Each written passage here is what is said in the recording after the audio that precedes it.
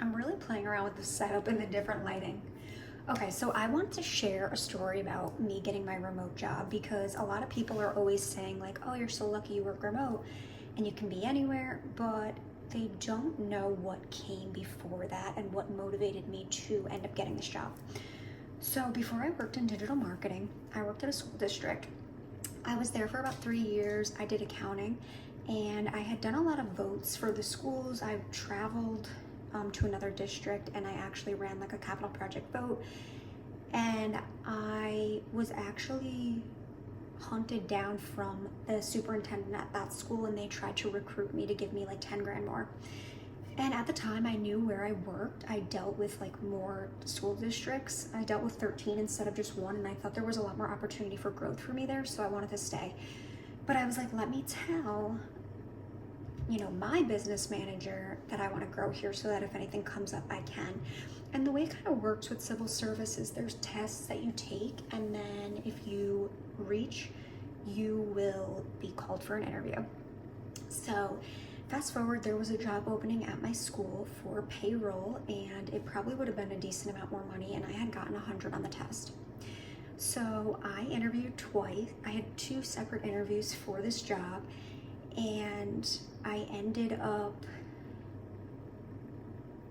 going to the last round. They also had us do like a written exam, which I don't even know if that's like allowed because I literally already did a written exam. And then they ended up hiring an outsider. So on my work anniversary, they let everyone in the building know that they were going to be hiring somebody else. So that sucked. And then not long after that, I was working like multiple jobs. I love working. I still worked at Victoria's Secret doing retail because on my holidays off at the school, I could do that. And then I babysat. I also was a child wrangler. That's like so funny to say, but like the woman that I babysat for said that I had really great situational awareness with her kids. This doesn't look too good. So she was a photographer and she wanted me to come to photo shoots and help get the kids to open up so that they could be in the photo shoots. And I actually loved it. Like, I feel like I have a way with people. So I was working multiple jobs, and then the pandemic hit, and all of a sudden I was lucky enough to still have my school job, but I worked from home, but all my other jobs were out.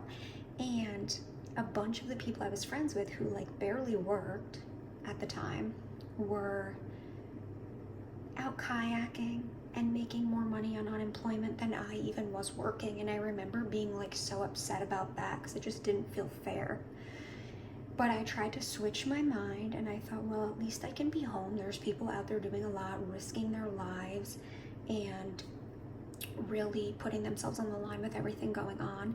And I just tried to switch my mindset. But in my mind at first, I was like, this is really not fair. And like how hard I work, like it felt unfair.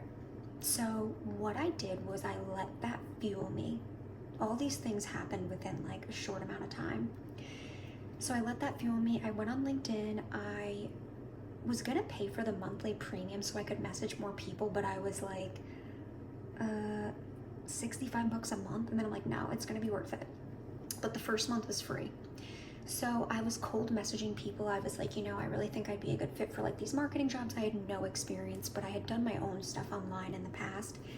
And I got some bites back, and one director called me and she talked to me for about an hour. And at the end of the call, she was like, look, I'm sorry, but we already filled this role.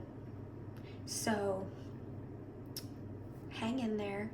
And I just thought, wow, like I'm so grateful that a director literally took an hour of her time to talk to me, because I kind of needed that big sister advice. I had no connections. My resume wasn't going to stand out. That's why I'm like, if I get someone on the phone, maybe I can do some work with that. And I remember being upset, but I just kept going on with my job search and I let that fuel me. So fast forward like a week or two, I got them reach back out to me and they actually ended up creating a position for me. And since then I've been there remote. I've promoted multiple times and it's allowed me to have the freedom that I always wanted. But that wasn't just how it went. There was more to the story that a lot of people don't see. And it's also is a reminder that you can turn that pain into catalyst, because things are not going to be fair in life, but you will never miss out on anything meant for you, and you should never stay somewhere where people don't appreciate your value. And I knew that I was worth more, as hurt as I was. And that is how I ended up getting my job remote. So I hope that this inspires you. I feel like I share a lot of positive stuff, but I wanted to share like these things. I think in the past I used to feel like I had to like prove myself, like, well, this is why I'm not just lucky. But you know what? I am lucky, but there's a reason, and I took action. So if anything is upsetting you, or you feel like you are not being treated properly, whether it's at work or anything, know your own value, know your own worth, and know that you can use that emotion to create something that is probably much better. Like, looking back, I would have probably not been a good fit in that role. And it's funny because I actually still go back there and like donate to the things that they do at that school, and I do like the people, but they did me a favor, and it's really hard to see it when you're in it. But looking back, I couldn't be happier that that happened to me now. So remember, use whatever has hurt you to fuel you, and if it's not meant for you, it's going to end up like that. It's not going to be easy. It's not going to work out. When it is, it deserves to be easy. So that little bit of inspired action, I didn't feel like I was searching for the job from a place of lack.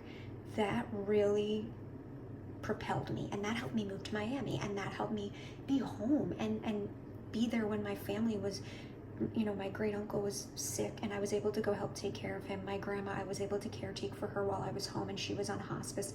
It has given me so much of what I wanted, and you just have to remember that, you are worthy. You deserve to have whatever you want, and if things are not working out right now, they will work out so much better.